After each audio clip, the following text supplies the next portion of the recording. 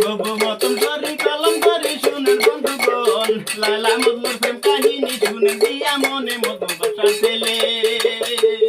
বাসার ছেলে বুবুল ডালে যখন তাহা প্রচারে লাইলা সদাগরের মেয়ে শুনেন সমাচার দুজন শিশু বেলায় লেখা পড়েছিল একই স্কুলে দুহে প্রাণে রাত্র দিনে বাত নিরলে হাইরে প্রেমের তুবান সমান সমান বুঝিল না ববল বেঁধে রাখা যায় কি বুকে জ্বলিলে নলে একদিন একে সাথে স্কুল হতে চলতে ছুটির ঘরে কহে ঘুরে মন তোরে লাইলা বোকা করে